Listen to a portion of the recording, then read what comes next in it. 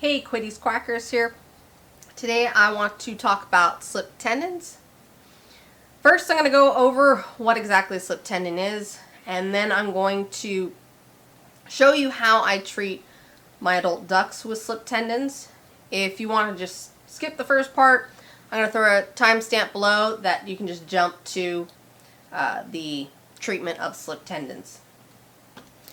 So what exactly is a slip tendon?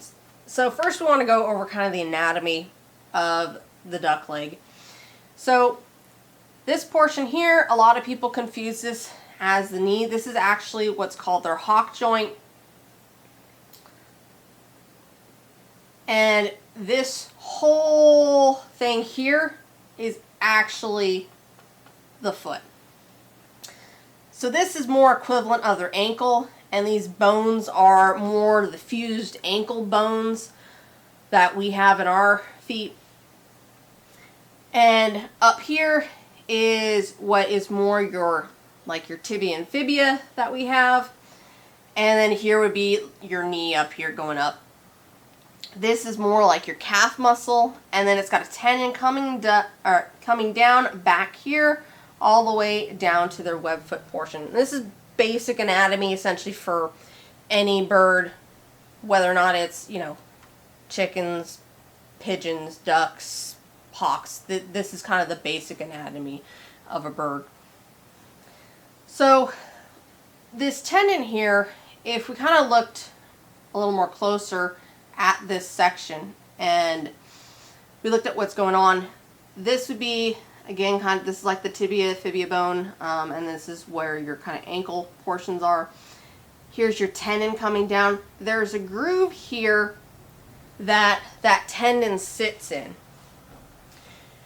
And so what happens in a slip tendon is this tendon actually no longer sits in that groove and it falls out. It can go to the left or the right side of it. And so what it kind of ends up looking like is you've got your muscle here, and then this tendon basically follows the shortest path.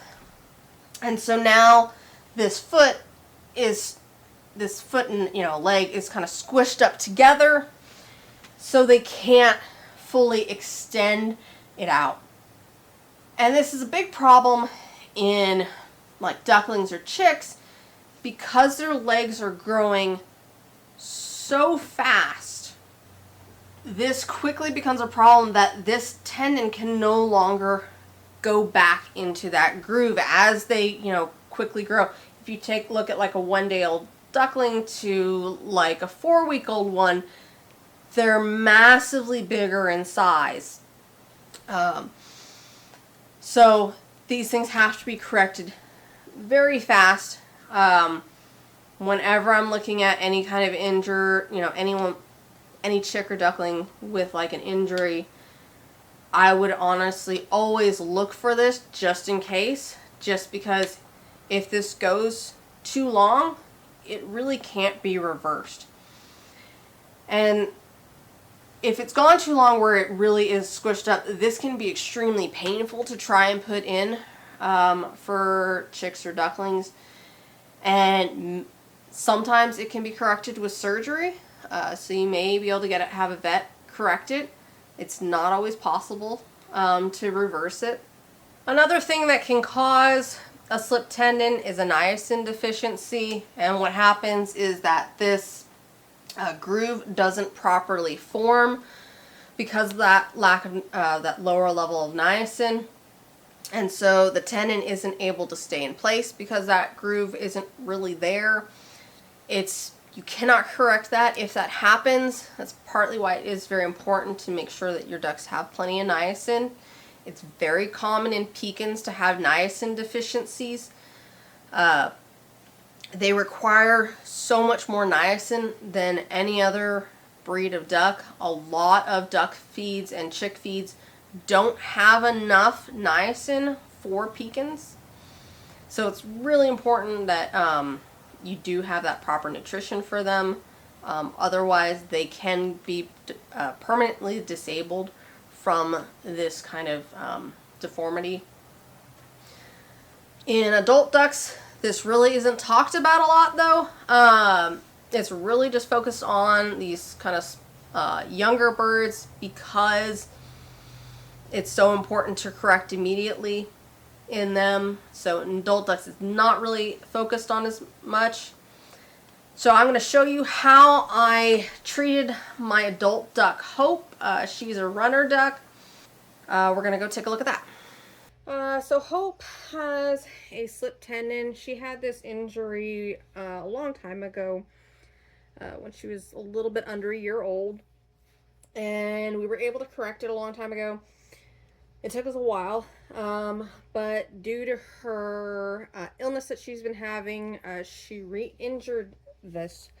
And so I'm going to explain a little bit what that is. So here you have the hock joint. A lot of people consider this to be the knee of the duck. It's not actually the truth. Their knee is actually higher up. It's a joint up here, and they have a normal knee bone and everything. And so this hock joint is actually more equivalent to like our ankle. So this is actually the entire duck foot here, from this hock joint all the way down to little tippy toes there. What you'll end up doing is this will, when this happens, the slip tendon happens, this joint becomes swollen here, and the tendon will slip to either the left or right side of this joint. It can happen either direction. And usually I find that if the leg is stretched out kind of like this with the foot back, this, if it's pulled this way, this puts tension on it, this relaxes tension there, and I'm able to just kind of slip the tendon back into the groove there. Once that tendon's in place, it's easy for this to pop back out, especially if this recently happened. Hers has been staying in fairly well for most of the time. But I just have some vet wrap here. I cut a little piece length. This is Kiseer Vet Wrap that I'm using. It's nice and sticky. That's why I like it. And I just wrap it around the top of her joint. And you kind of, this is a little bit tricky. You want it tight, but you don't want it so tight that it's going to cut off her circulation. So you might have to come back and take a look at this. And so you wrap it around the top portion. And then I go and kind of shrink it down a little bit and go past the back portion of her joint, on that hock joint. And then I wrap it down here too. And just kind of wrap it around.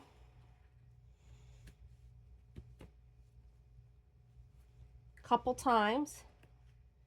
And then I'm going to pass again across this joint here, and then wrap it a couple more times on the top. This is just so that I can kind of stretch this back out and really sort of secure this. And I'm just going to shorten it right now, like so. And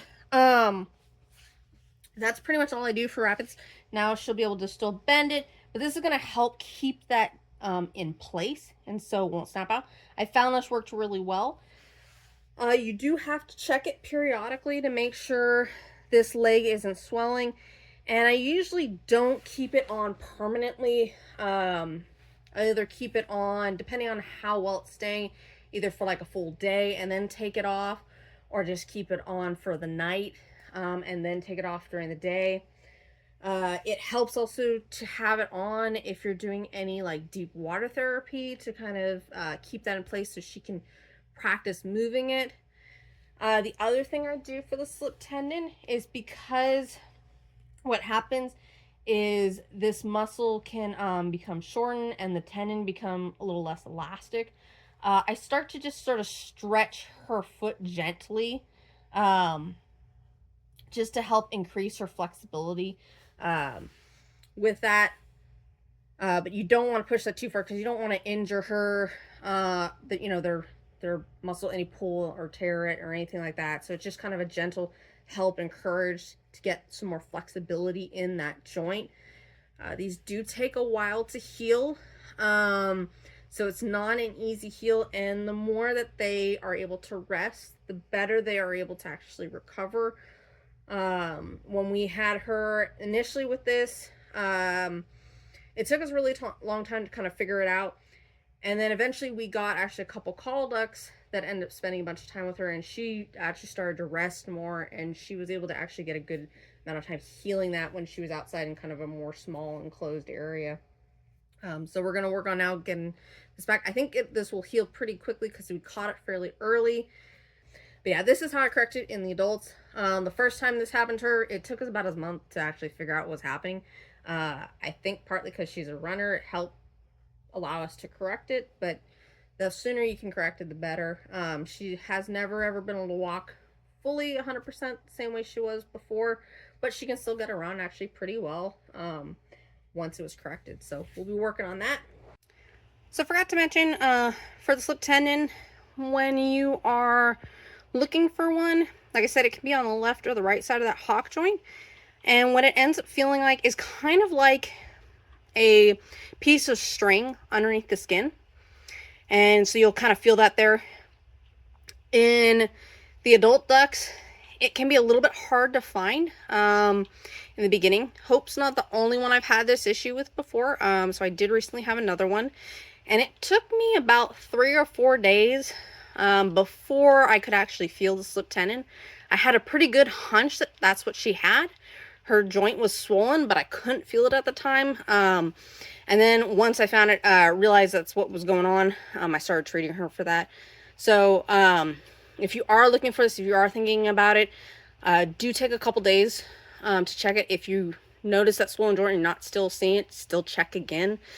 You may find that your adult duck still has a slip tendon, even though you didn't feel it the first time. Right. So if you found this video helpful, please consider pecking that like button. If you want to see more content like this, you can subscribe. You can also check us out on Instagram. That's it for this one. So spread those wings and keep on quacking.